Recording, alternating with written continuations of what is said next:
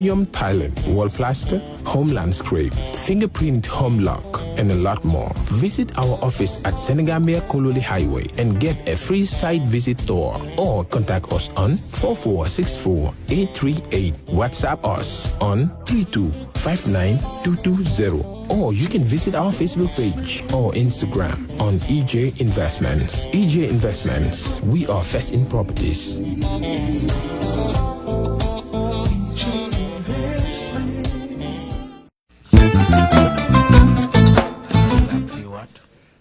I hope that you have had lunch and have rested a bit. Yes, I did, lead counsel. Wow, lead counsel definitely. Thank you very much. Before the break, we were talking about the NIA involving itself.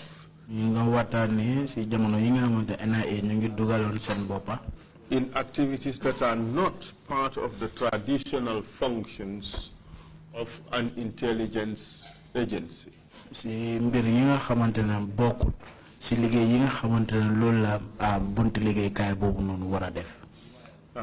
the first one we looked into is the issue of drug trafficking. And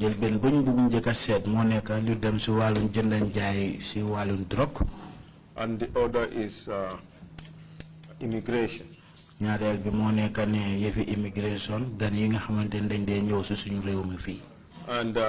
we have discussed the Lamin Kabu incident. Or rather that stint operation carried out by the NIA in order to apprehend members of the NDLEA who were involved in a drug transaction.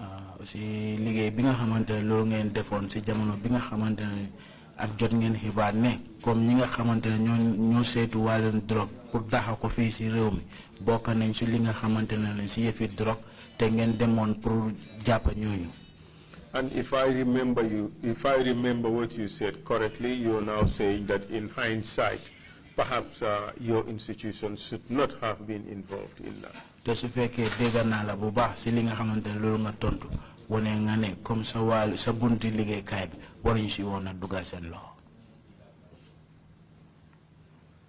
is what we dealt with this early afternoon.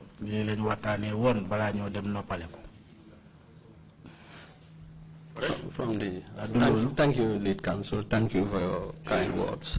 Jerejef lead counsel, jerejef ci sa kaddu rafet ñu press as well. Amna añ bu baax te noppaleku na tamit bu baax.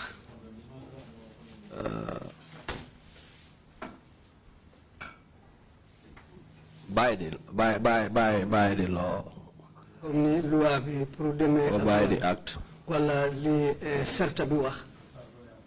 The NIA could have. And that was the legal arrangements then.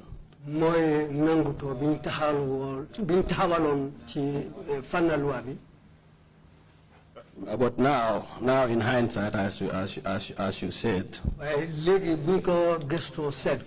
with the traditional role of an intelligence service. Collecting and advising action.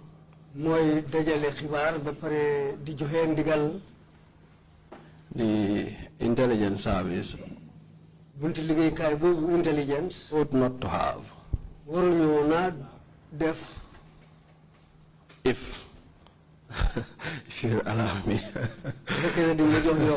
Please go ahead. If it was all right, but again, based on what might have been the wisdom of those who did the laws.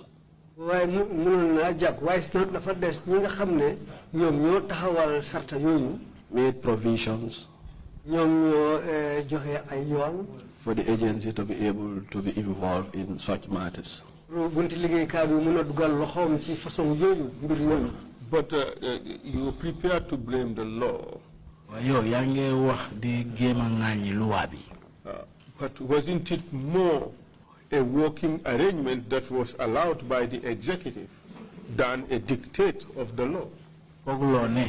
ki nga xamantene mo nekkon jitt bi fi mo moko doxale won nonu waye nekkuton lolu ci loi bi because we could see the NDLEA was involved in intelligence matters. ngir gis nañ won jamono bobu nonu ñi nga xamantene ñoy drone squad ñu doon duggal ci mbir yi nga xam mo nekk gestu xam-xam yu xarañ yi ni moy intelligence we see the NDLEA taking over police jobs. Gis nañ drone squad ñi ngay jël liggéey police yi. We have seen another unit at Holgam gisaat nañ beneen bootaay ci Holgam doing whatever they wanted. ñu ngi def lépp loo xam ne loolu moo leen neex. That was the truth. loolu mooy dëgg bi. Wasn't it the case? du loolu. Well, that was a situation that obtained at the time, Mr. Lead Counsel. loolu mbir la woon Lead Counsel li nga xam ne moo amoon ci waxtu boobu. And it was wrong. te loolu jaaduwut. Well, it was not the best of practice. I know you have a master's in diplomacy. am nga li ñuy ooyee masters jànga bu mag ci wàllu diggante réew ak réew. But this is about calling a spade a spade. waaye lii pour wax dëgg bi rek la taxawal dëgg bi. We know it's not best practice. We know it was wrong. Absolutely wrong. Let's call it a wrong instead of categorizing it in terms of goodness or badness of practice. Yep, xam nañ ne lu doon xew jaaduwut te waruta am waaye nañ ko taxawal ne dafa nekk li nga xamante ne mu doon xew waaye waruta am. Let's just call it by its proper name. nañ ko ooyee turam. It was wrong. jaaduwut. It was what? I say it was what obtained at the time. If talking now from a national security standpoint or the architecture of the national security organizations, I would rather say the lead agencies take the lead matters on matters that are they more mandated to do. Dole biñ leen jox ci seen bunti liggéey kay nañ toppa dole yoyu rek comme ni mu waré. So would you also say that what was happening was wrong? Ndax di nga wax ne tam du daan xew ci jamono bobu non jaaduwut. As I said, it was not the best practice, if you allow me to say that. Comme ni ma ko waxé won nekkutoon lo xamné lu baax la won. So you cannot go as far as accepting that it was wrong. Because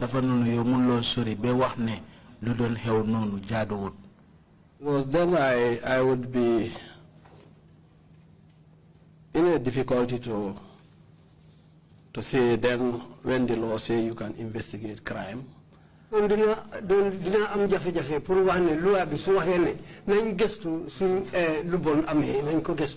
do I do with that, Mr. Lead Counsel? You see, fortunately, I'm not here to answer questions. Okay, but on this occasion, I'll take you up on it. Thank you. It was just intended to make it as broad as possible. So that because all the things you can possibly do in the discharge of your traditional mandate cannot be preempted. No.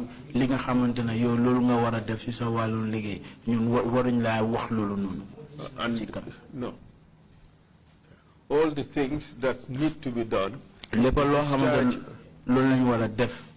of your core mandate cannot be spelled out in the legislation. That's why they use those broad categories. But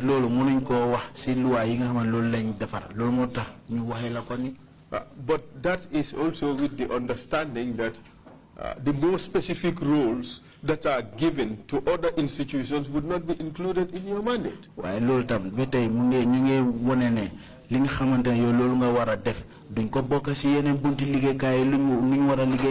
Otherwise, everybody would be doing what everybody is doing. Then nothing gets done. But just imagine, the police were to detect crime. police seen liggéey moo nekk na ñu xam lu bon su moo waaj a xew rek ñu xam ko. But if they were interfering in the NIA activities, waaye su fekkee ñu ngi dugal seen loxo si liggéey bi nga xam ne liggéey NIA yi la. you would be quick to shout foul. waaye yow di nga gaaw a jóg rek nga yuuxu ne dugal nañ seen loxo de. Or even obstruction. waaye wax ne ñu ngi jaala seen kanam. And they would be lucky if they don't find themselves at mile 2 prison. mun naa am sax mun nañoo gis seen boppa si kaso bi mile 2. That's what used to happen previously. loolu moo daan far di am si jamono boobu. Are we together? ndax lii ñu si ànda. You agree? nangu nga. We are together on that matter. waaw ànd nañ ci loolu. So the NIA had functions léegi NIA bi am nañ seen liggéey. as an intelligence information gathering institution pour ñuy jël di dajale xam-xam xibaar yi. for the purposes of safeguarding national security loolu rek ñu gis ne jafe-jafe bu mu am si wàllum kaaraange. and the national interest. ak li nga xam mooy njëriñ réew mi. And your products ak yéen si nga xam ne loolu ngeen nekkal. are your reports. te loolu report bi la. And not to carry out military operations nekkul ne da ngeen war a def liggéey soldaar yi. or armed operations as the one that happened in Birkama. wala di dem jëfandikoo ay gaanaay comme lu xewoon Birkama. You agree with that? ndax nangu taw nga am man ak loolu. Well, that was. I agree on that spot. nangu na ci boobu. So that operation which you led. léegi liggéey boobu noonu bi nga xam ne yaa ko jiite woon. Regardless of the fact that you led it, this is just an example. lii misaal la rek. And an inconvenient one because you led that operation. ngir loolu nekkul li nga xam ne daf la feeboo ngir yow yaa jiite woon. I could have given you another example. ñu ko mënoon naa laa jox beneen misaal. But all those ones waaye loolu yëpp. are an abuse of the NIA authority. dafa ni ñu ngi def li nga xamante ne jaaduwut si liggéeyi NIA. They were ultra vires. jaaduwut nekkul li nga xamante ne dafa war a am. Should not have happened. warutoon a am. We agree on that. nangu nañ loolu.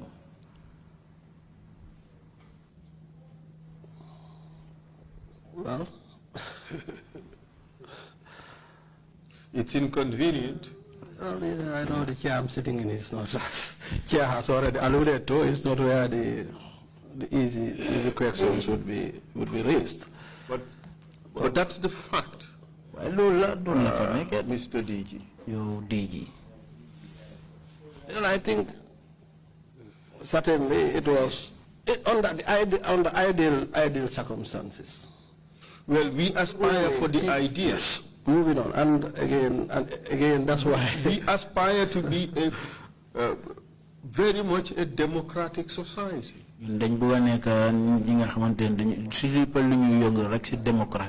As citizens, we have a right to demand for nothing less.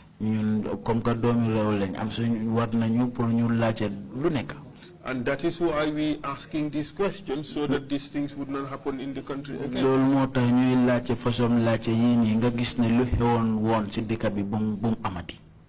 And you raised the issue that it was because the NDEA officers were involved in the deal.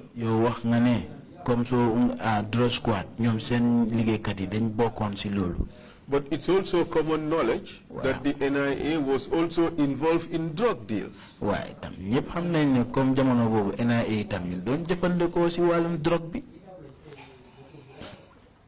Have you ever heard of that? No. Did it? Well, I want to believe that you don't believe that answer. My own answer. Yes. The NIA has continually been accused, or NIA staff have continually been accused of being involved in drugs. NIA, wala NIA sen berebu liggéey kay, wala NIA ñi nga xam ñu fa liggéey continuer leen di leen tuumal ne comme den jëfandikoo si wàllum drogue bi. In fact, Mr. Witness, there's been a lot of schemes going on at the NIA. Jamono bi sax am na wécceeku yu bari nga xam schemes ay pexe yu bari nga xam doon xew foofu si NIA. One scheme was benn pexe bi mooy you set up somebody up, ngeen dugal kenn, catch the person with drugs. Another NIA team would come. The guy, the drug dealer, would run away. nga xamantene mo jëfandikoo drogue bi dafa daw. The NIA guys would make away with the drugs. Léegi nga gis NIA dina mëna dem ak drogue bobu non ñu jël ko. And they sell. Waaw den léegi ñu dem ñu jaay ko. This is common knowledge. Li ñepp xam nañ ne li mu doon xew. The same scheme was done by the NDLEA, that is the deal you went to scuttle. Bena pexe bi la drug squad bi doon def te pexe bobu non ngeen demoon pour yaxa won. And these are truths about things happening in this country. Li ay dëggal yi nga xamante mu doon xew fii ci biir réew mi. Do you dispute that this has ever happened? Da nga wédi ne comme li musuta am fii. Or that you have received information about these things? Wala comme jot nga xibaar su dem su wàllu mbir yi. Well, thank you, Mr. Lead Counsel. Jërëjëf Lead Counsel. I don't sit here with every knowledge. And truly, I'm not asking you to do calculations of what amount of velocity you need to send a propelled object to space. That's not it. This is about things that are being said in the environment where you worked. Yoli xibaar yi ni ñu ko doon wax ci bërepp bi nga xamantene yow fofu nga doon liggéey. Xibaar yi fofu lañ ko doon waxe. In fact, Lamin Kabu himself, the allegation he made is that NIA individuals were involved in the deal, in the transaction. Lamin Kabu mom lu wax sax mu ne NIA seen liggéey kat yi sax bokk nañ ci li ni mom tumal bobu la joxe. Apart from the veracity of what he said, waaye su passé mom li nga xamantene loolu la wax. What I am bringing to you is lu ma nekk di indi ci yow moo nekk ne you had knowledge that such accusations were also being levied against the NIA itself. That they were also involved in drug trafficking.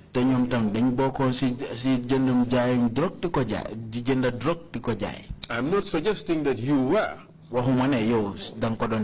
Certainly not. They did. I don't even have any such information. But what I'm saying is, agents of the NIA were claimed to have been involved in these activities. To the knowledge of NIA agents and management.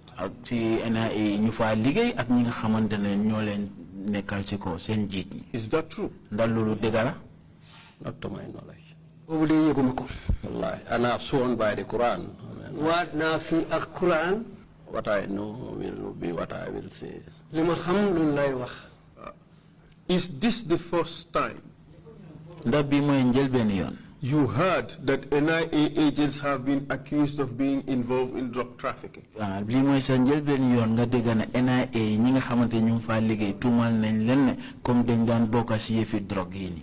Yes, Lead Counsel. Wow, Lead Counsel. By the Quran, I swear.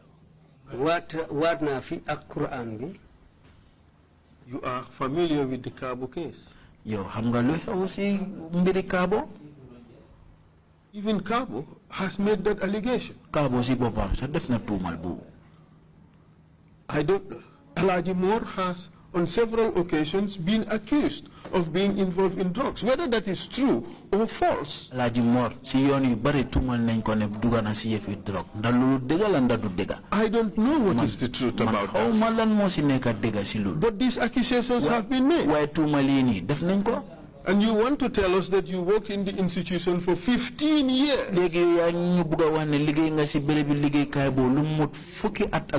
And you have never at any point in time had an allegation that one NIA agent or more have been involved in drug trafficking.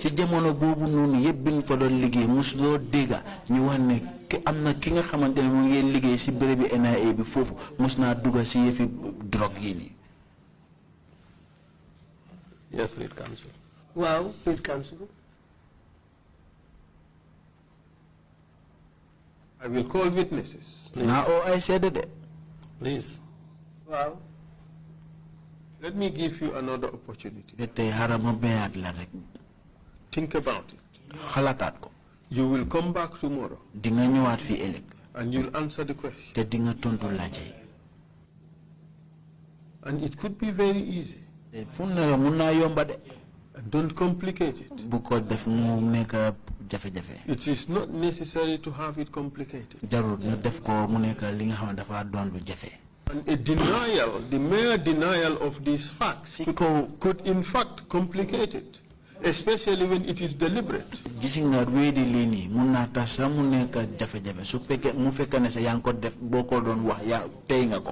And in fact, we received information that is in fact deeper than that. It is perhaps maybe an institutional arrangement.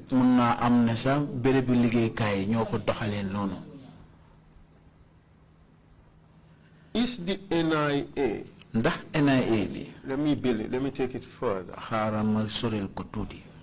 Let me remove it from the activities of NIA agents going rogue and selling drugs.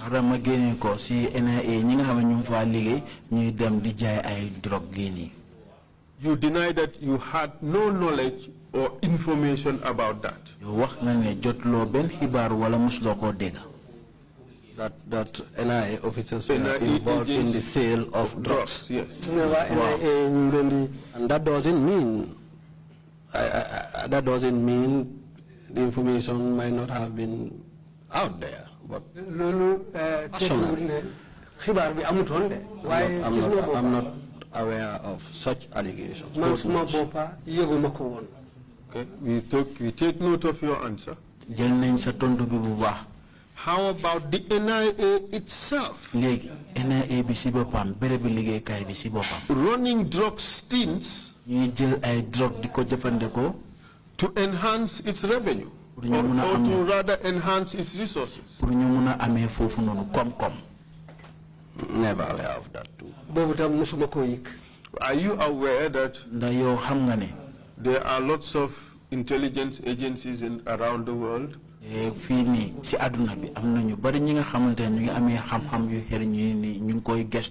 which run clandestine operations like drug peddling in order to enhance its resource base? Are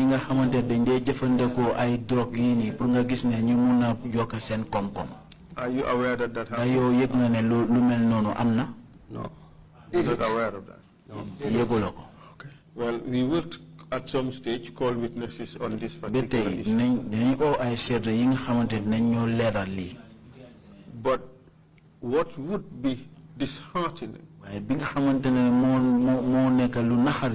if the NIA itself take it upon itself to police this country for drugs,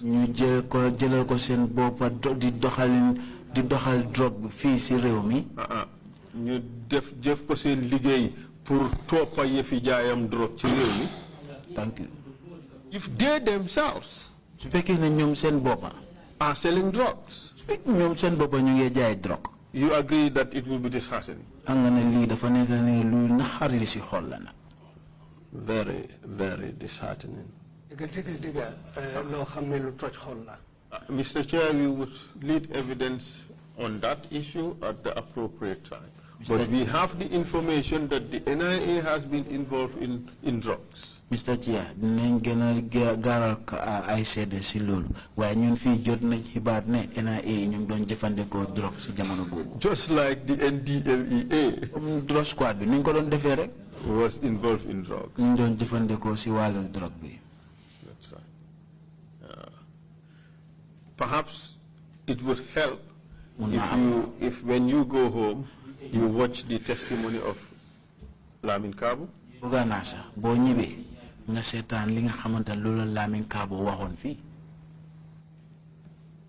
Kabo was arrested, wasn't he? Kabo, well, he was invited and detained. And he came. At whose instigation? Well, on the invitation of, because could I elaborate? Yes, please. So when the report after the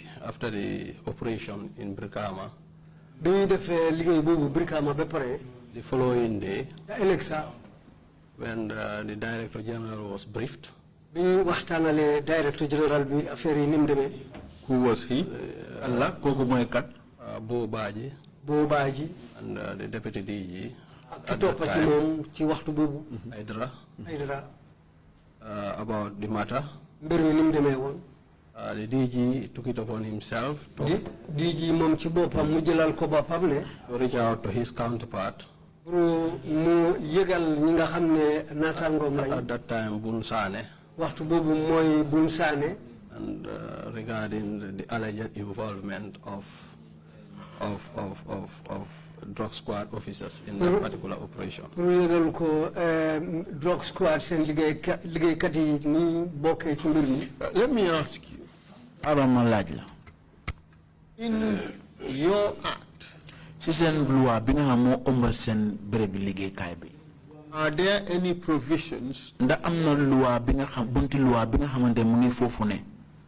to deal with complaints against your staff? I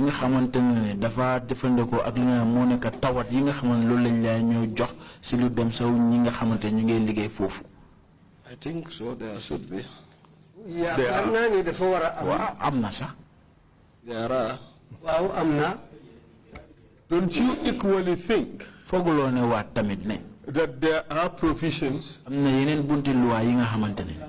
NDLEA Act which deal with complaints about their staff? I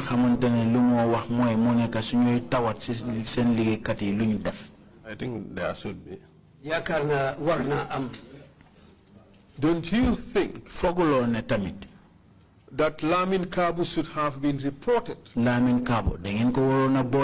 to his institution, which has a mechanism to deal with things like that, or be reported to the police for an investigation? Don't you think that is what should have happened? Should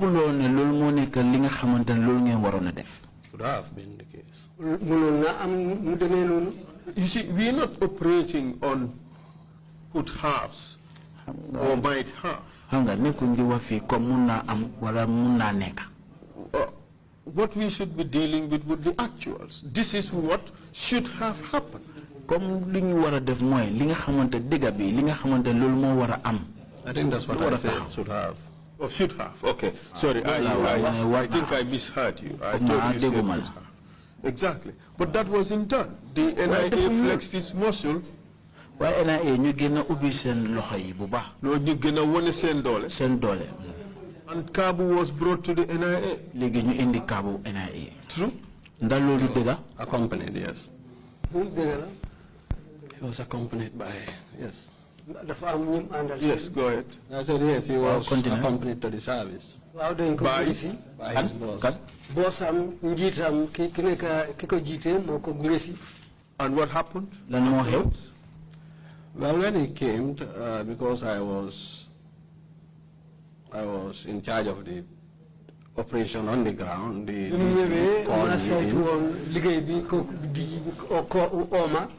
and said, Kagbo is here. I accompanied Kagbo to the Director of Internal Security. And Kagbo, then the Director Director of Operations, as the nomenclature may be. And when we got to the Director, was Jim Drame Ibrahima. He explained to Kagbo that, well, you are invited here to shed light on your appearance. At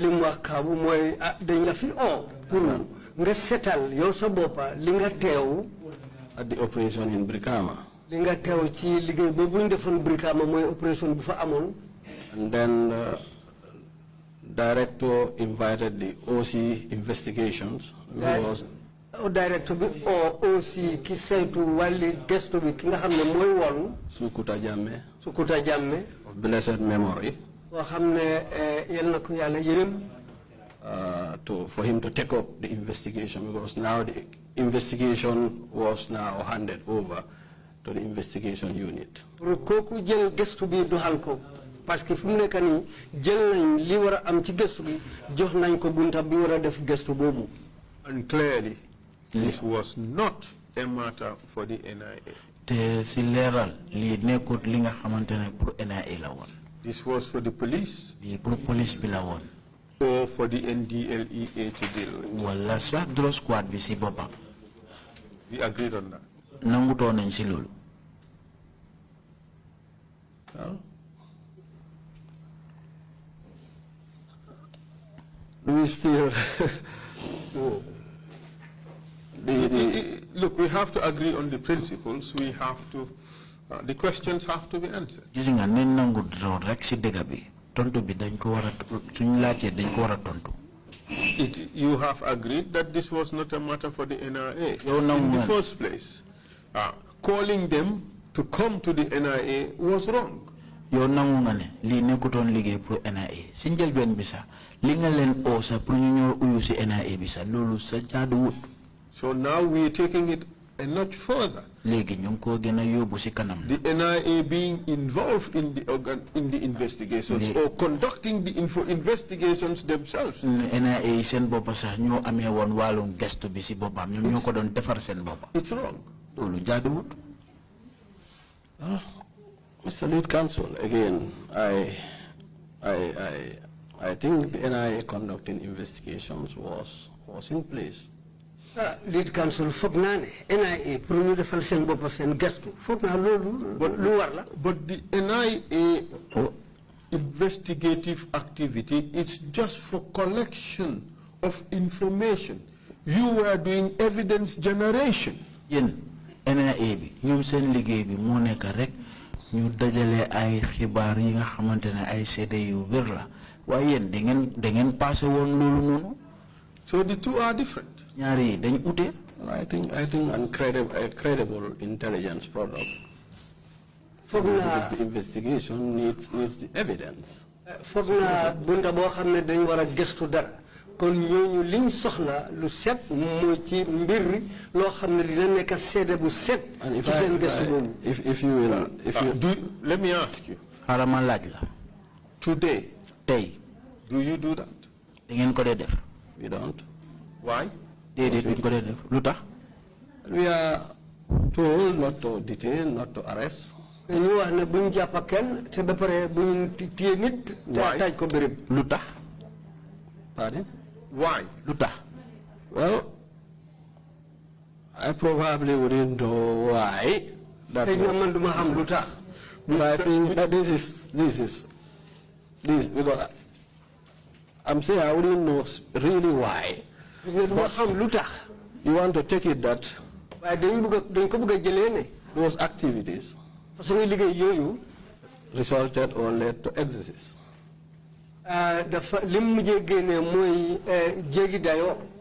Was the arrest, the detentions, leading to, in many cases, excesses. Mr. Witness, you can window dress it. But it does not change the fact that it is what it is. It's because it was wrong. If the problem was with arrest and detention by itself,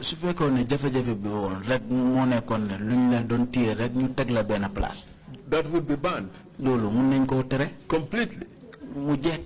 But what stopped? It's not arrest and detention per se. It is arrest and detention by the NIA.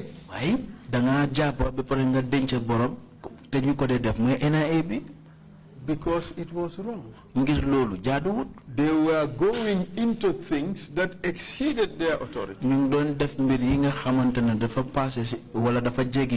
But let's focus for now on this issue. The actual investigation of that act of drug dealing léegi ba tey ñu emale ko rek si li nga xamante ne ni moo nekk jëfandikoo drogue bi nga xam ne loolu lañ def te ñu doon saytu mbir by Kabu and others. te loolu Kabu ak ñeneen ñi ñoo ko defoon. That should have been investigated by the NDLEA or by the police. ñooñu ñu ko waroon a gestu woon mu nekkoon drug squad la waroon a doon wala police bi. You agree with that? da nangu nga si loolu. On this particular matter, on this particular case, we were concerned from a national security point because the drug was coming from Guinea-Bissau, where we already saw what drug has done to the integrity of the state.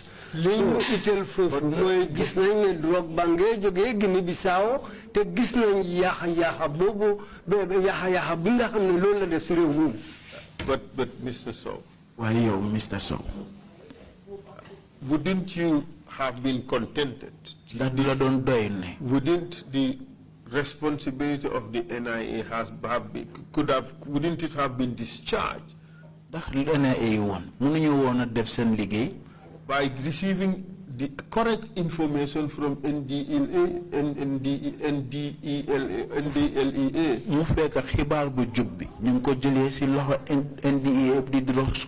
That says on this day a particular individual or institution was involved in drug dealing of this type of drug and this quantity coming from this particular source. Comme bérébi liggéey kay sangam bokk na si yëfi drogue bi ni si amount bi la te ñu ngi ko doon jublu pour mu ñëw fii si drogue mi.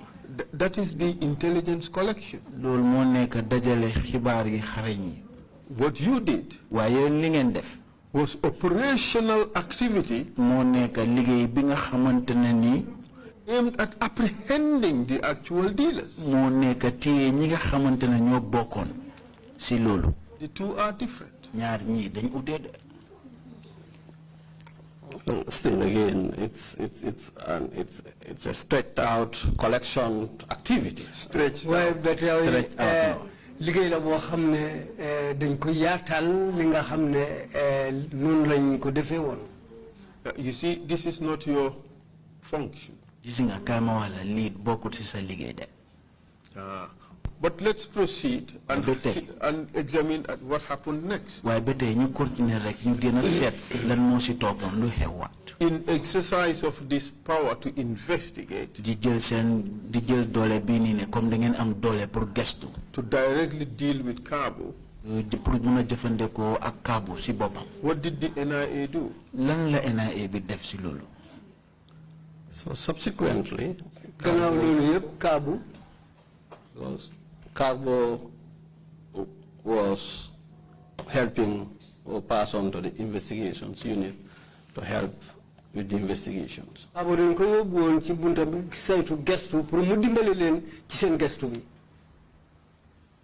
what I came, if you will appreciate me saying this, that was where, for that aspect of the operation, that's where I stopped. Fekkene di nga nangu mo ne ko man ci liggéey bi fañ dem nonu ba ñu jël Kabu jox ko gaay man ci bunti liggéey bi fofu la am. Before you proceed on that, bala nga continuer ci lolu, let's agree that nañ nangu toné you submitted the report, yo da nga joxe won report bi, which on the basis of which Kabu was brought to the NIA. Te lolu lu fa nek moy comme Kabu indi nañ ko fofu ci NIA bi. True or false? True. And you were there when Kabu was called to come to the NIA. You went with him to Jim Drame. And you were there when he was handed over to Sukuta Jammeh. Subsequent investigation. Wow, for continue guest. Wow. Well, you still have obligations, you know. Don't just say, your obligation does not just necessarily stop there. All of you had an obligation to ensure that he was treated properly and according to Gambian law, and that all his rights as a Gambian citizen are respected. Isn't that the case? Sen waref la de ngeen gis ne nuñ ko amé fofu non jaar na ci yoon te nekk na ci anam bi nga xamante képp koo xam ne doomi réewu Gambien nga noonu lañ la war a def ci ameen bu rafet boobu lañ la war a téye. Really? Dëgg la. Dëgg. Okay, what happened to him? Lan moo ko dal léegi? Well, later, gannaaw loolu, I understand yëg naa ne that he was, while at investigations, ci bunti gëstu boobu, he was invited, well, or collected dañ ko fa jëlee by Alhaji Mor. Alhaji Mor moo ko fa jëlee for investigations. pour ñu continuer seen gëstu bi ñu doon def. Really, to my shock, gannaaw loolu li nga xam ne moom moo ma ci gën a jox tiitaange and dismay, ak li nga xam ne naxari na ma ci. I later learned that gannaaw ci loolu yëpp yëg naa ne Kagbo was tortured dañ ko métital to the extent métital boo xam ne dem na ba he had to run dafa am pour daw either half or fully naked. Comme yarami neen la génne foofu mu daw. Déedéet 30 neen. Mu ngi 30 neen la fa jógee mu daw. From the NIA headquarters. Jógee NIA headquarters. To his head office on Buckle Street. Dem ba seen office ba nekk Buckle Street. That was shocking. Loolu dafa jar tiitaange. That was. Why was it shocking? Loolu lu tax mu nekk tiitaange. I didn't expect. Parce que loolu yaakaaruma woon ne dafa war a xew. Why didn't you expect that? Lu tax fooguloo ne woon loolu war noon naa xew. Ocho. Mooy métital bi. But that is how the NIA operated. Why NIA bi noonu la doon doxalee ay mbiram. That is what they did. Loolu lañ dee def. Well, I mean, and again, I have sworn to the Quran. When I went into this particular operation,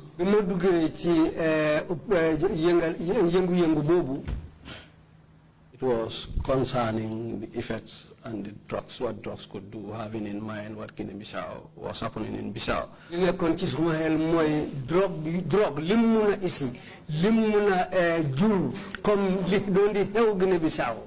And that someone would be tortured. In this case, Kagbo or any other one on the matter was a shock to me. Yeah, but the problem I have is understanding why this was a shock to you. Yeah, because I didn't expect the investigation. I mean, when I was involved in these operations, when we did the arrest, for me, really, at my level,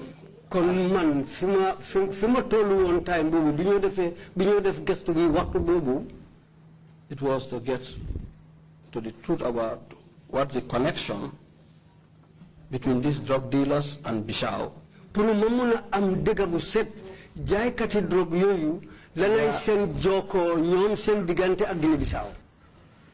But have you ever heard the name General Bubu? I have. Yes, I have. And the NIA is very much alive. His relationships with Gambia, the relationship between General Bubu and highest authorities in Gambia. General Bubu digantem ak ñi nga xamante ñoo nekk fii nii si Gambia kilifa yi am na yenn kilifa seen diggante dafa rafetoon trop. Are you aware of that? Ndax yëgoon nga loolu. I know Bubu was one time in the Gambia. Enjoying privileges of state. Common knowledge that this guy was an international drug dealer.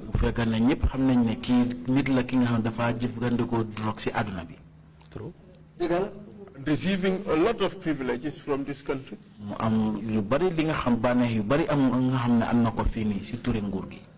And the drug dealing that you so abhorred to have been happening in Guinea-Bissau,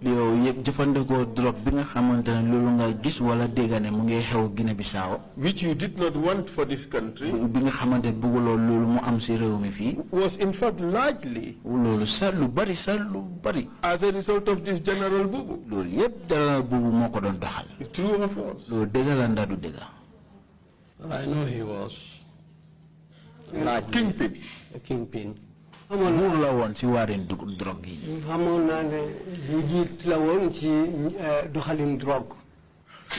are things you guys perhaps ought to have been investigating. Was it investigated by the NIA?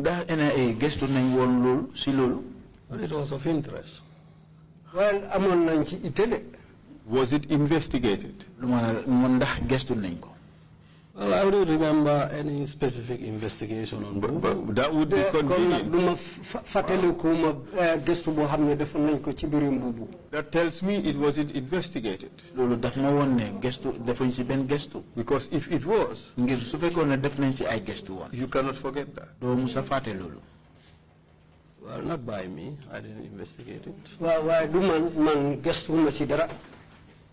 at your level at the NIA, at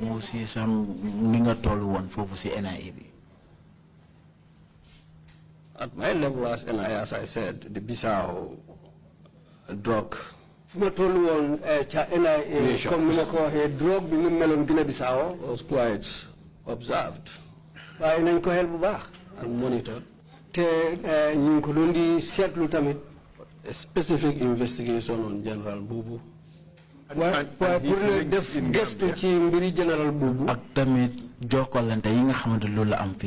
Gambia. Was not something you see. And the reason why I asked this question is you just told the commission that the reason why you went into this Kabu investigation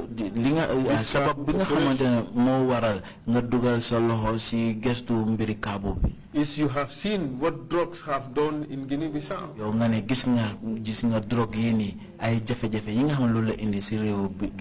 And you were worried about the impact it would have in Gambia. And as a result, you decided to go into this operation. But isn't that the same reason why General Bubu should have been investigated? Especially considering that he was giving super VIP treatment in Gambia? General Bubu waaye sax nekk na nit ki nga xamantene tek nañ ko fu makama yi gëna kowe tek ko ci place bi nga place bu gëna kowe lañ ko tek ci réewi Gambia bi fi. It could be he was investigated, but at my level he wasn't. I didn't have him on my level. am gestu nañ mbiram ci benen fano waaye de ci man dal doxaluma ben gestu ci mbir. Was I concerned? What was your rank? Lan sama xama bi won ci jamono bobu lan la when Bubu was in Gambia? Bubu don ñew wala nekkon fi ci Gambia bi. When was that? Do you remember? I don't know the exact date. Fatou ko ma bes bi de. I wouldn't offhand remember when was Bubu here. Ma fataleku ban la wala waxtu bi fi nekké won. Do you recall in 2009 when the Bonto drug bust was carried out?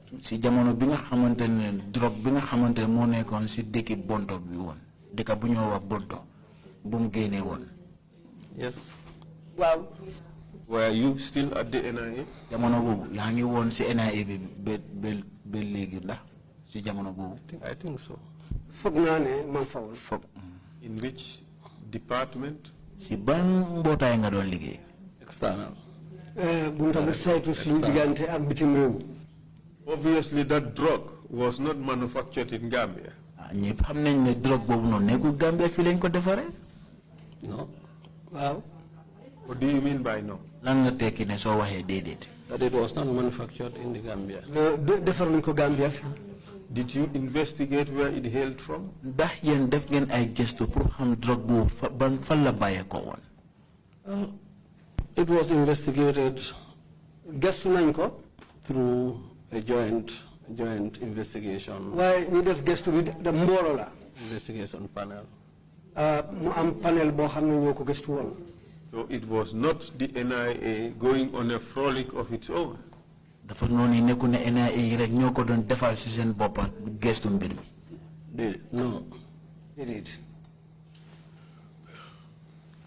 I think we can do some 5-10 more minutes before we close. mun nañoo def yeneen juróomi waxtu fukki waxtu balaa ñoo tëj. fukki minutes. Why didn't you exclude all other institutions? léegi lu tax ngeen génne yeneen mbootaay liggéeykaay. génnewu leen. lu tax génnewu leen yeneen bunti liggéeykaay ñi ci bokkoon.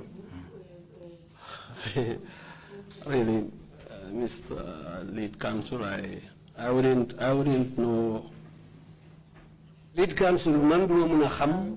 why that decision was made. li tax ñu jël taxawaay boobu. On that. kaw loolu. I appreciate that. I appreciate that.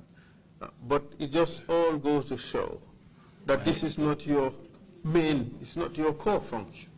waaye lii yëpp da lu mu wone rek moo nekk ne bokkul si sa liggéey seen liggéey. I agree, it's not our core function. nangu naa ne loolu nekkul suñ boppi liggéey bi. By you guys trusting yourself into it, yéen seen boppa ngeen dugal si seen boppa óolu seen boppa ngeen dugal si seen boppa. you are extending what you should possibly what you should be doing into other activities that operationally do not concern you.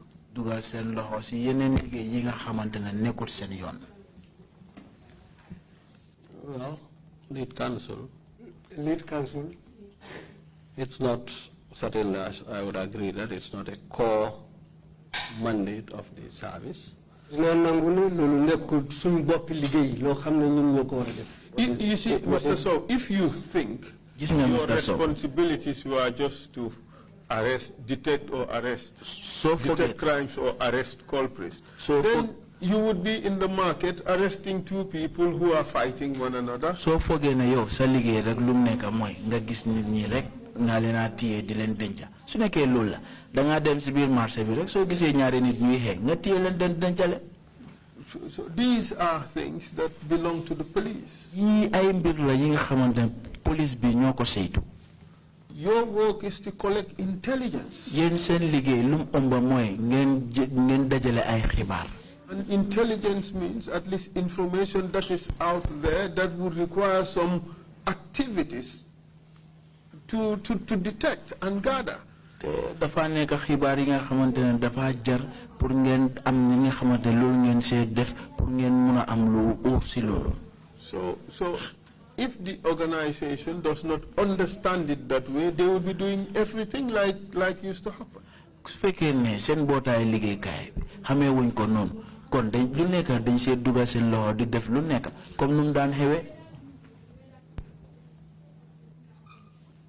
You have told us before that all these institutions were doing even things that did not traditionally belong to what they should do. Like the NDLEA, like Holgam and all this. What is? Yeneen béréb liggéeykaay ñu ngi doon def liggéey yi nga xamante ne sax ombul si seen liggéey yi nga xam loolu lañ war a def ñu mel ni Drone Squad bi ak Holgam. We agreed that. Ndax nangu nga loolu. Well, if I'm allowed. So ma joxe yoon. I think you brought them up, Lead Counsel, that Holgam and all that. There was whole kind of a mixed operations, you know, cross overlapping. Liggéey yoo xam ne ñu ngi toppalante woon di def ay liggéey yoo xam ne ñii li ñoo def ñeneen ñi di def benn façon liggéey boobu toppalante noonu. Which was truly the case. te loolu dëgg moo amoon. They were overlapping and they were shifting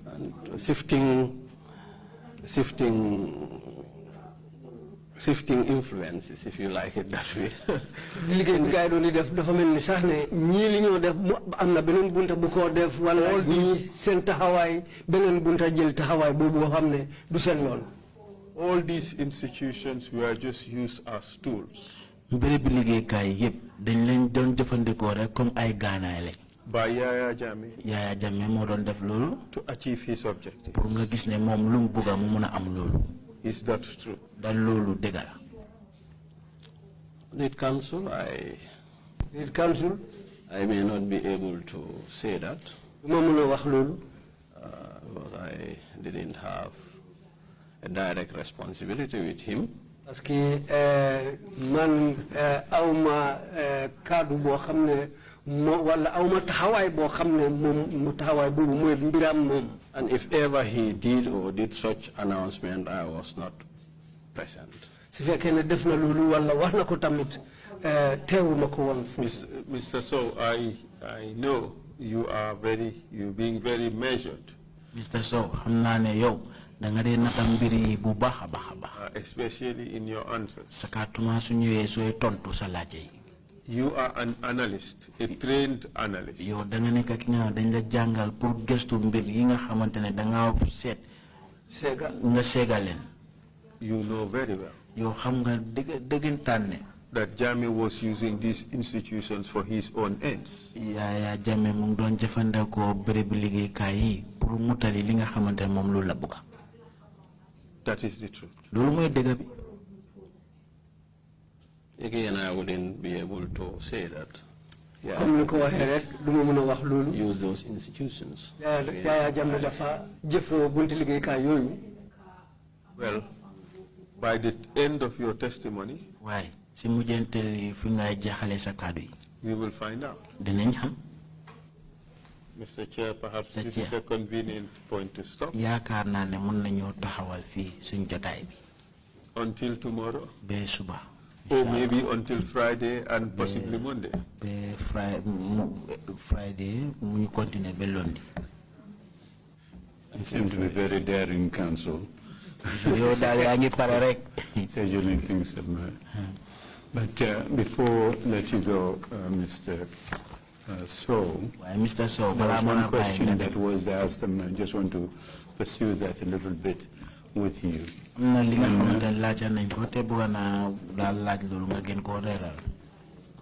Council raised the question of NIA staff, agents, operatives, I don't know what, were involved in allegations of their involvement in drug trafficking. Council bi wax na fi ne comme ñi nga xamante ñuy liggéey NIA tuumal nañ leen ne comme dañ bokk nekkal ñi nga xamante dañ daan dugal seen loxo si lu dem si wàllum drogue yi nii.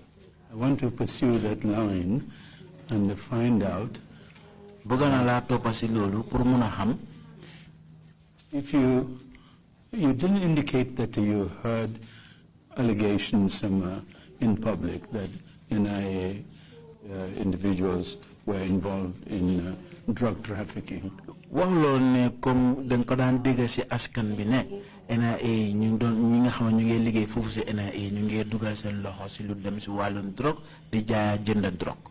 If you had heard any such allegations, su fekkee ne mos ngaa dégg tuumal bu mel noonu. And I'm not dealing with hypotheticals at this moment. What I'm driving at is what action would you have taken? What disciplinary things would NIA have put in place to look into this matter? There was no response, and I just want to give you the opportunity to tell us what the procedures are within the organization, within the agency, to deal with matters like this. Comme mbir yu mel nii bu xewé dama bëgg nga wax ma yeen si yo si sarta yi nga xamantene loolu ngeena jaar pour jëfandikoo ak mbir yi nga xamantene loolu lañ doon waxtaane fii nii. Please go ahead. Mun nga ko wax si loolu. Thank you, Mr. Chair. Jërëjëf, Chairman. If ever such was reported, what should have happened was to compile this into a report, analyze the report,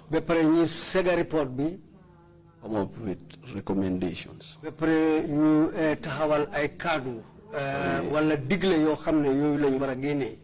appropriate action by the Director General.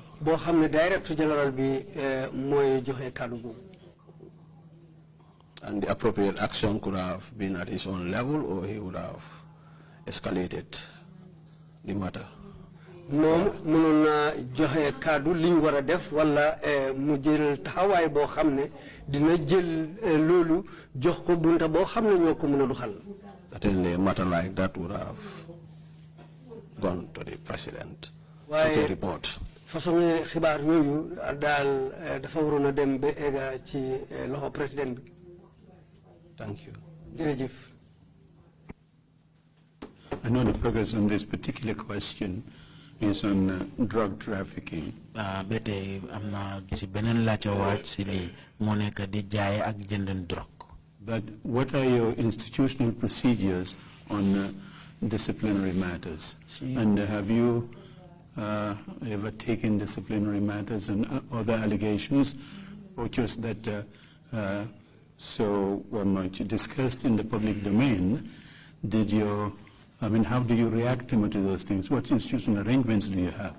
Comme ñooñu ñi nga xamante ñu ngi liggéey si bunti NIA bi ñu tuumal leen lu mel noonu naka ngeen dee yaree ñooñu su fekkee ne lu mel noonu xew na ak kaddu yi nga xamante ñu askan bi ñu ngi ko nekk di woyoo di ko wax si lu dem si NIA bi si seen si luñ boole si seen liggéey di jëfandikoo ak ay drogue. Thank you, Mr. Chair. Jërëjëf, Chairman. Disciplinary system is in place through the regiment, because it's a regimented service anyway. So appropriate disciplinary actions would be taken up when the matter is investigated. So usually you have a director or a senior overseeing a committee on discipline.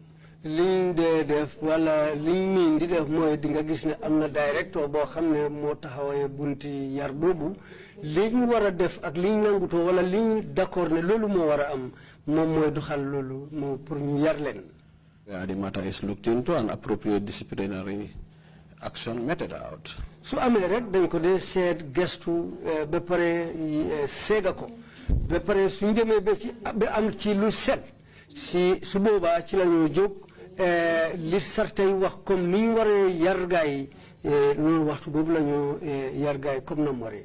If we have to consult with the personnel management office, si fekkene tamit dañ wara déggo ak bunta bo xamné ñom ñoo amé liggéey kat yi yépp ci réew mi, they are written to advice.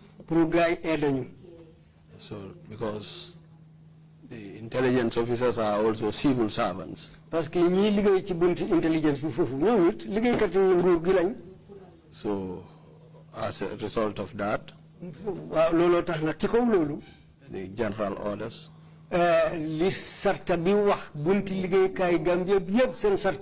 are also looked into when the disciplinary measures are to be proffered. So